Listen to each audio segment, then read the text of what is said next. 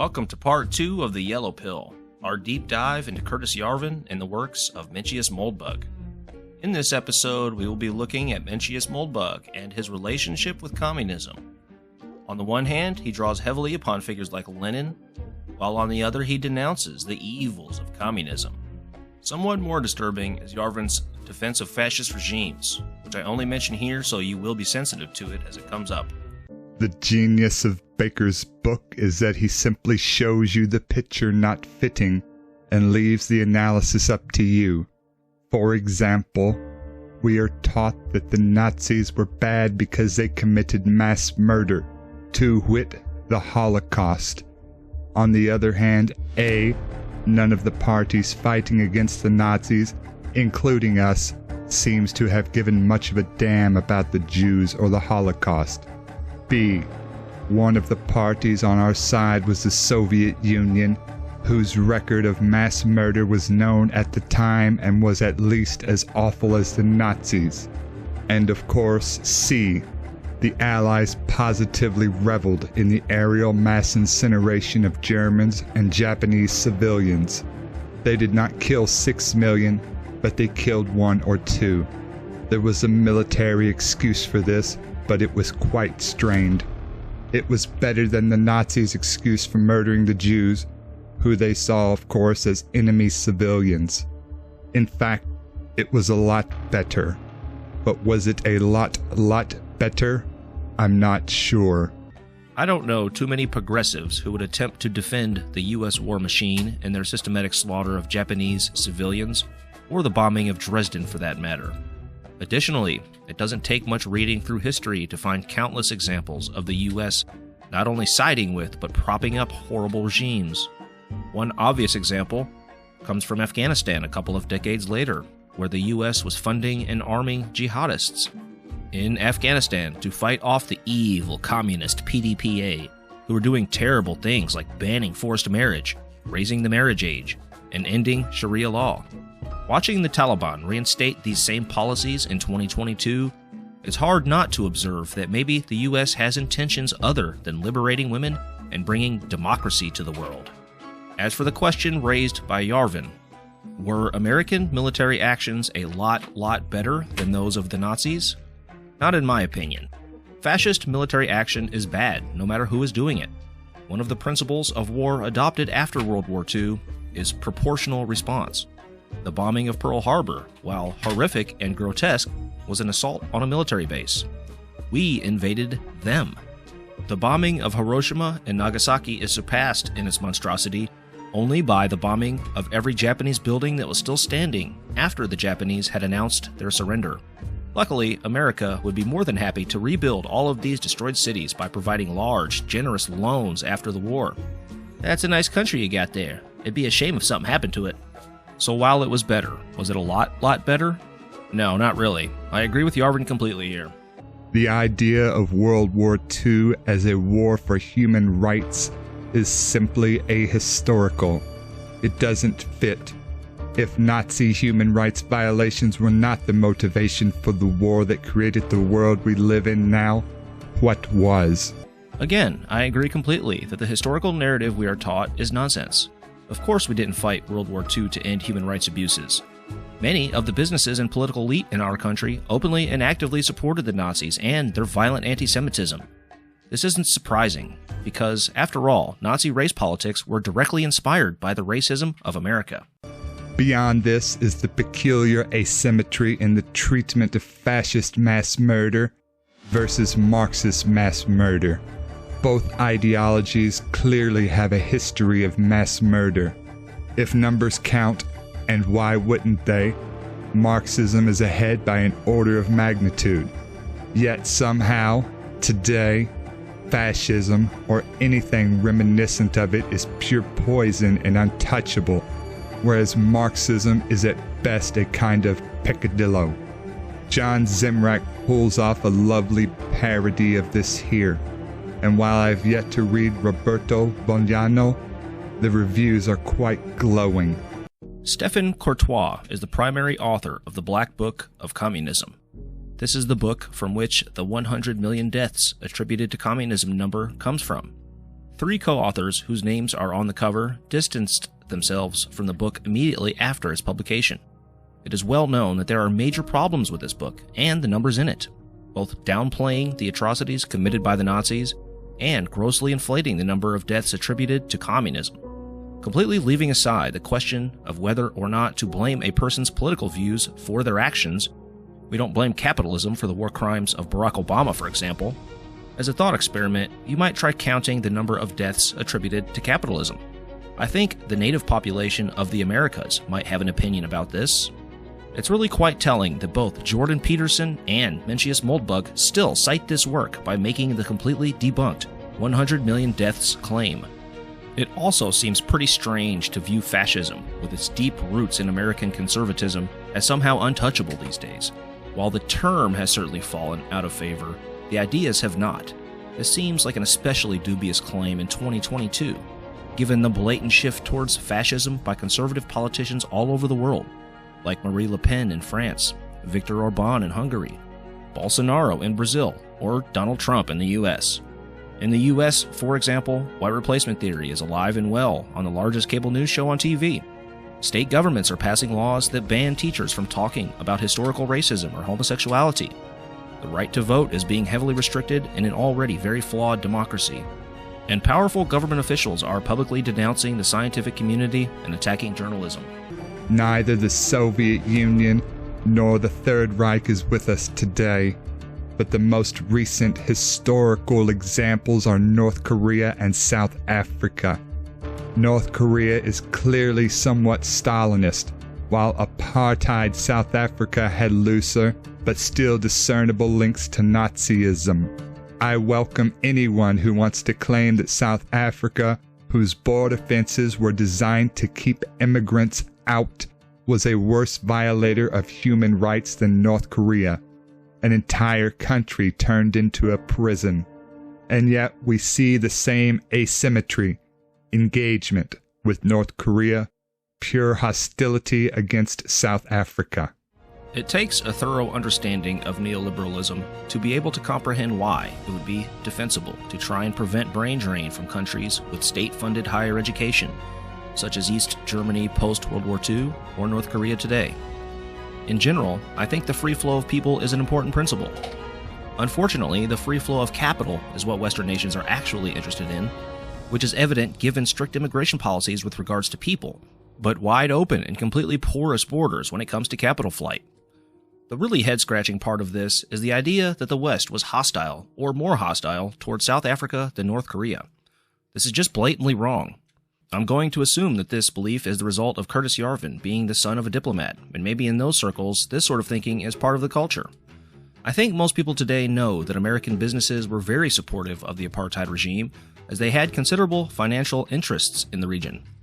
Congress eventually passed the Anti-Apartheid Act, forcing banks to stop doing business with the apartheid regime. They had to override Ronald Reagan's veto to do so. Meanwhile, American elites have been unanimous in their demonization of North Korea. It is and has been a global pariah ever since it launched a campaign to liberate South Korea from the American-backed fascist regime. After North Korea withdrew from the Nuclear Non-Proliferation Treaty, perhaps after seeing how non-nuclear countries like Afghanistan and Iraq were being treated, they have been under the most extreme sanctions in history from the West, surpassed only by the cruel embargo inflicted upon Cuba. Now, one could say that actual Americans, the untouchables, were more hostile towards apartheid South Africa than North Korea due to the public outrage and protests. There are many empirical things one could say about this comparison. You could question the veracity of the allegations made by the North Korean defectors. Or you could compare the US penal system with the North Korean one. More than likely, though, it's because while Juche is weird and different, apartheid is very familiar to us, because we are still living with the remnants of it here in the United States. Next, Mencius Moldbug fleshes out his argument for the cathedral being the center of power, with references to Lincoln Steffens, an influential journalist in the early 1900s, and his visit to Russia early on after the revolution. It is interesting to go back and read, say, Lincoln Steffens today. Steffens' tone only works if you think of him as the underdog, but underdogs are infrequently found in the Oval Office, and hindsight indeed shows us that this underdog won.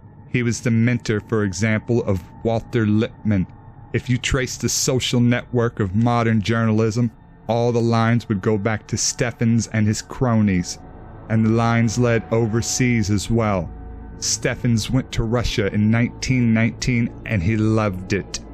As he wrote in 1930, Soviet Russia was a revolutionary government with an evolutionary plan.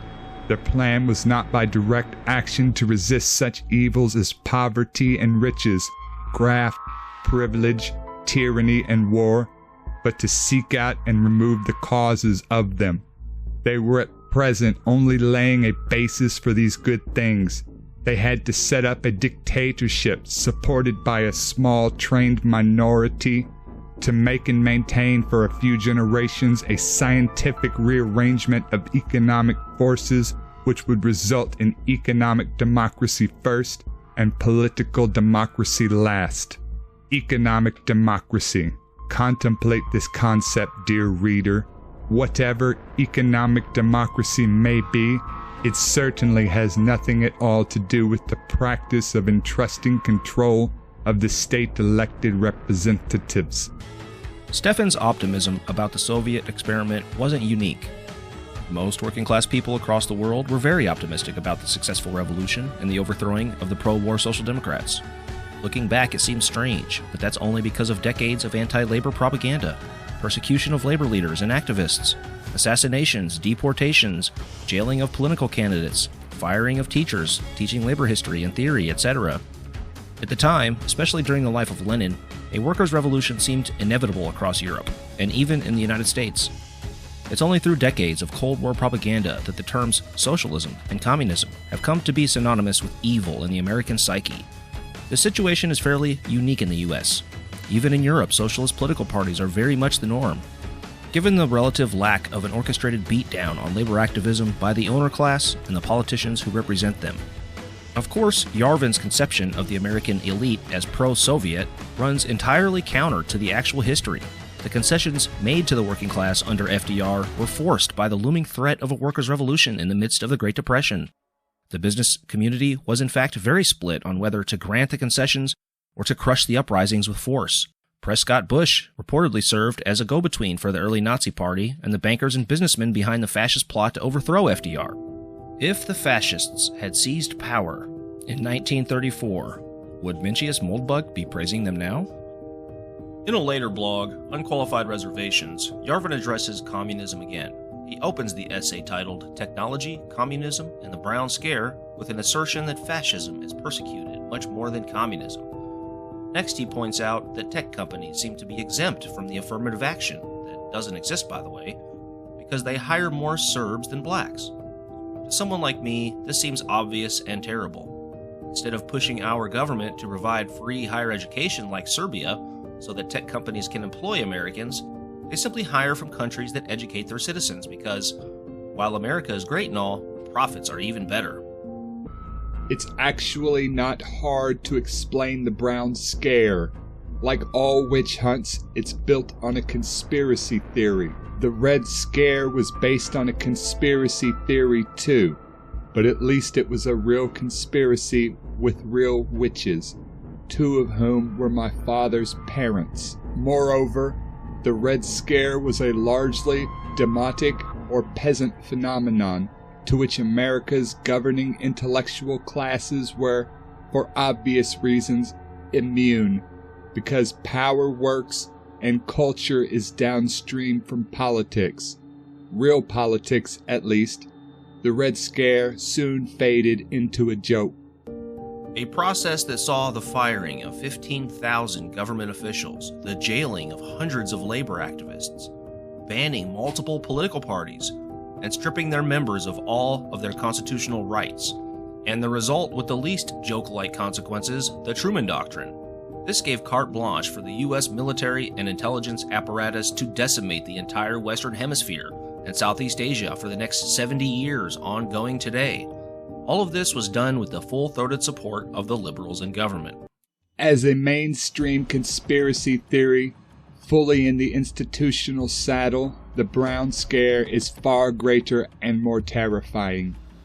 Unfortunately, no central statistics are kept, but but I wouldn't be surprised if every day in America more racists, fascists, and sexists are detected, purged, and destroyed than all the screenwriters who had to prosper under pseudonyms in the 50s.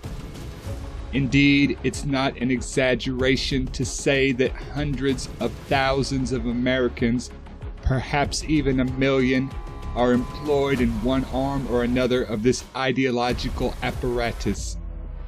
Cleaning it up will require a genuine cultural revolution, or a cultural reaction anyway. Hey Americans, I'm ready whenever you are. Yarvin continues on to explain how the brown scare he's talking about consists mainly of journalists criticizing people in power. He compares this not only to witch hunting, but to bullies attacking their betters the way Mao apparently did. The intrinsic ideology that underpins Curtis Yarvin's worldview is on full display here. Some people are better than others. You can tell by their accomplishments because, even though we are apparently living in a communist society, the meritocracy works perfectly, and so journalists should not question power. There should be no protected classes, and homeless people should just die because they are inferior. As someone who has read too much shit about the Nazis, this sounds all too familiar. There is simply too much to refute in this essay, so I am skipping a lot here. He mentions how women are inherently less likely to be, quote, geeky, which is a sexist argument most high school students could debunk. He justifies this statement by saying he is a realist, not an equalist. Well, we knew he was a reactionary, so this is consistent, I suppose. Would he have been a realist, not an equalist, in 1700s America? Next, Yarvin addresses woke schools, which apparently he thinks have something to do with communism somehow. I think I probably agree with a lot of what he says here, but I just can't bear to read more reactionaries talking about how oppressive 19-year-olds on Twitter are. So, moving right along. Next is reference to the red pill, complete with a link to the relevant scene from The Matrix. He even defines what he means here with a clear statement. America is a communist country. He starts by steel-manning the argument. He doesn't mean capital C communism, which generally refers to Marxism-Leninism, but small c communism, which to normal people means some future society existing in a state of superabundance, and without distinct economic and political classes. Anyone who thinks that we should be moving towards such a society can be described as a small c communist. Although the term is generally used to refer to orthodox Marxism, it can also apply to other socialist thinkers. Yarvin explains that the USSR was a communist country who hadn't achieved communism, and likewise, the US is a communist country that hasn't achieved communism. This is true enough, but it is completely non-falsifiable. Every country in the world is communist if you broaden the definition of communist so much that it loses all meaning. Yes, America, original homeland and sole remaining capital of communism, is also the nation of hedge fund billionaires in the Hamptons. Actually, if you look closely, you'll see that for every libertarian billionaire, there are 10 progressive ones, with about 20 times as much money. But hypocrisy, too, is as American as apple pie. Hypocrisy is definitely a defining feature of Americanism. Notice again the use of the term progressive here. The progressives I know all want to bust open these billionaires' bank accounts like a birthday piñata. But probably the most sophisticated antibody to AIACC is the dualist interpretation of communism. The dualist believes that there are two kinds of leftism in the 20th century. Moderate liberalism, which is as meek and mild as a spring lamb and wants nothing more than to rectify social injustice, and radical communism, a criminal deviation which sullies the name of the moderates by, murdering hundreds of millions of people. In the very debunked Black Book of Communism, which we discussed previously, the 100 million number is conjured up. Yarvin now inflates this even more into hundreds of millions of not only deaths, and recall included in the count were people who were never born, but into actual murder victims. It seems Mencius Moldbug is so regressive that he is hearkening back to a time before statistics was a field of study. He is using statistics that aren't even massaged into being. They're completely fabricated. Maybe he took a page from the Trump playbook. Or maybe Trump took this page from Unqualified Reservations. Now we're getting into the meat of the argument. What, for example, is a progressive? If the anti-communist liberal were a real phenomenon and viewed communists the same way he viewed Nazis for their remarkably similar human rights offenses, we'd expect him to avoid communist political terminology. Whereas actually, code words like progressive, social justice, change, etc. are shared across the Popular Front community for the entire 20th century. They are just as likely to be used by a Cheka cheerleader from the 20s as a Clinton voter from the 90s. This seems like quite a stretch. Change is a code word for communism? Also, communists were among the first and most active groups in the United States to support civil rights. They also support gay rights and so on. This does not make liberals communists any more than libertarians are communists for agreeing with communists about marijuana legalization or ending our foreign military involvement. No doubt, if the Nazis had won the war, the whole Holocaust thing would be considered an unfortunate but understandable aberration of Himmler and Heydrich. No true Nazi would do any such thing, and indeed, most Nazis never hurt a single Jew, and nonetheless, it does not seem at all illogical to maintain a monist interpretation of both Nazism and fascism, which does not separate fascists or Nazis into nice and nasty, and exculpate the former from the crimes of the latter. Indeed, much good ink is shed over the guilt of the innocent, gullible Hitler voter, who'd never even heard of Auschwitz, much less approved of it. But guilty he remains, eh? Throughout his work, Yarvin equates communism with Nazism. This is what post-Cold War America does, and so probably is quite natural for a reader of Yarvin's blogs to go along with this. In his effort to lump liberals in with communists, he points out how Nazis are lumped in with all fascists, when really they shouldn't be. This analogy doesn't work for many reasons. The argument is that the Nazis are different from fascists in the same way that liberals are different from communists. Communists are just liberals who went too far, the way Nazis went too far with fascism, or committed crimes aside from fascism itself.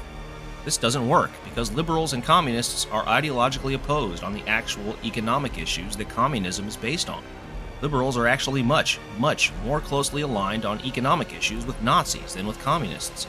The social issues are important to communists and liberals alike. The solution the two groups have in mind are very different.